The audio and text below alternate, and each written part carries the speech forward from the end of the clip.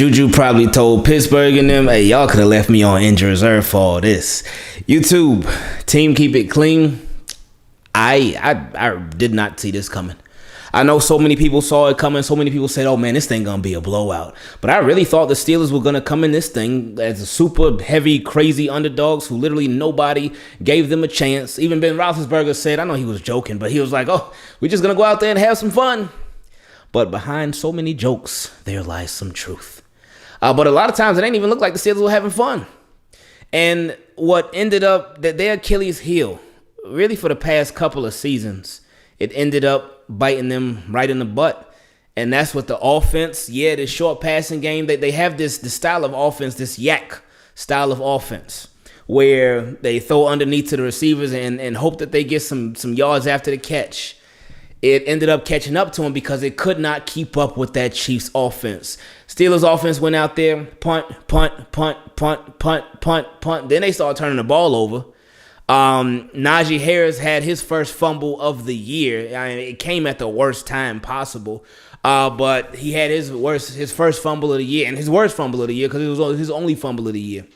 Then Ben Roethlisberger threw the interception, and it just went from bad to worse. Now the way that the game started off. It started off with some defense. It was like the Steelers, they came out there, their chests were out, puffed out. They were like, all right, we got this. And they were making some nice tackles and making some nice stops. But when you look at the way that Chiefs offense operates, man, it's not fair. It doesn't make any sense because it's like they set you up. They set you up. Because they'll start off, they'll show you some stuff, and they'll also be looking at what you're doing. And they were like, oh, okay, so this is how they responded in this situation. Okay, this is what they did in this situation. Oh, okay, this is what they did in that situation. Okay, we got it. So they're taking notes. Like, all right, cool. So then they get a feel for you, and then that's when that offense, they make a couple of adjustments here and there. They make a couple of changes here and there, and they throw that bait out for you, and they know, okay, this is what they're going to do in this situation because they did it before. They showed it to us before. All right, got them. And they make stuff happen. The way that they designed this offense, it's like they do a lot of simple stuff, but it's so effective because the situational play calling is on a whole nother level. It's on a whole nother level. I saw so many times where it will be 3rd and 6, 3rd and 7, 3rd and 12, 3rd and long, and they know the Steelers are coming. They know the Steelers are on the way. They know the Steelers are going to send pressure. I mean, they got the NFL sack leader and the best pass rusher in the league right now in TJ Watt on the other side. So you know they were going to send something. But they would do that. They'd be like, all right, here comes the pressure, guys. And sometimes they would get there. But a lot of times they would be like, all right, here comes the pressure, guys. Pressure will come. Screen pass. Here's a screen pass for your troubles. And they would convert. Those screen passes will go for big yards. McKinnon. Man, I was watching this game. I was like, who is number one? Is he a receiver? Is he a runner? Who is that? And I didn't even realize it was McKinnon. And I believe, correct me if I'm wrong, but that's the same McKinnon from the 49ers. And the same McKinnon from the Vikings, isn't it? I believe that's him, but let me know if I'm wrong. But he was just balling today. And with the Chiefs offense... Everybody eats. Everybody eats. Tyreek Hill, Travis Kelce, Pringle, even the offensive lineman, he was out there getting touchdowns. And it's like, oh my goodness, man. I love to see it, but it just makes me so frustrated when I watch my own team. When I watch my Ravens offense, and it's like, man, I don't even want to get into that because it's not about that. But Chiefs, their offense is it's amazing. Patrick Mahomes, some of the throws that he made in this game, some of those throws on the run, and I know he's done it plenty of times before, and you see so many highlights here and there, but he continues to add to those highlights with more and more throws, like the ones that he made tonight. TJ Watt, amazing player. He was the one that tipped the ball that ended up being intercepted. And he was the one who was that fumbled for the Chiefs? I forgot who it was, but I think it was number 31. Whoever it was, he fumbled the ball. I think he actually fumbled twice on that play because he fumbled the ball once. Then he picked it up. And then he fumbled the ball again after Cam Hayward came and whacked him. And TJ Watt was like, all right, Pittsburgh offense, y'all don't want to do nothing? I got it. Don't worry, y'all. I got y'all. Scoop, score. And for the longest, he has scored Pittsburgh's only touchdown of the night. For the longest. And then finally, after literally forever, their offense decided, oh, hold up. We playing tonight? The playoff game is tonight? Oh, okay, all right, let's go. And then they start waking up a little bit. But one thing about this Chiefs team that I loved was the fact that with Pittsburgh, they made it a 21-point game. And yeah, that's 3 scores, but at the same time, that could happen like that. And then Kansas City, they ended up responding with a touchdown. They weren't, and that's another thing I love about the way that this team is run. They don't just lay down. They can be up big, but they don't just go, all right, we up big, let's go to sleep now.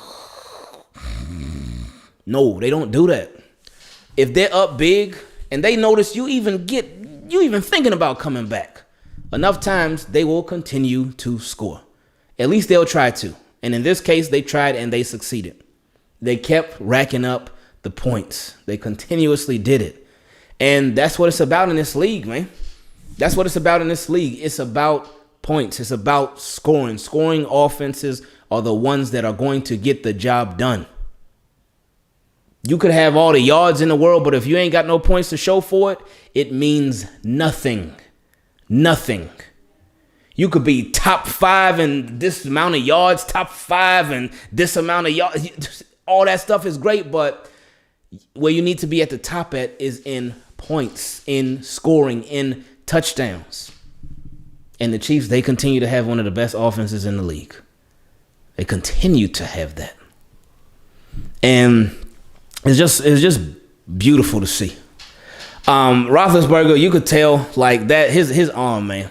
And I remember watching when he played my Ravens a couple weeks ago in the season finale in the last game of the year, and he wasn't throwing any deep passes. He threw he threw 2 maybe, but one of them got picked off. But even in this game, when you watch him throw that deep ball, it's like it's such a struggle, and his zip is gone. His zip is all gone. You watch the way it's like the ball was just struggling to go far. He missed some guys. There was a play intended for Deontay Thompson, and he had his guy beat. Or is it Deontay Johnson? I always forget whether it's Deontay Johnson or Deontay Thompson. Either way, he had his guy beat. And Ben Roethlisberger threw it, and the ball was like, nope, short. His arm is like, it's shot.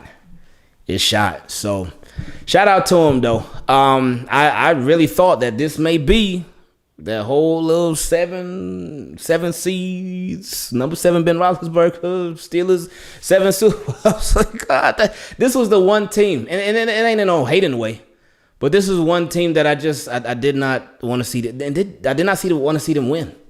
I just didn't, and that really sounds like some hater stuff, but not in no hating way. Cause y'all know I don't be hating on no teams.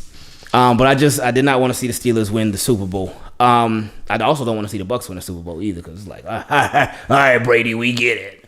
Oh man, did y'all see that Cowboys and 49ers game?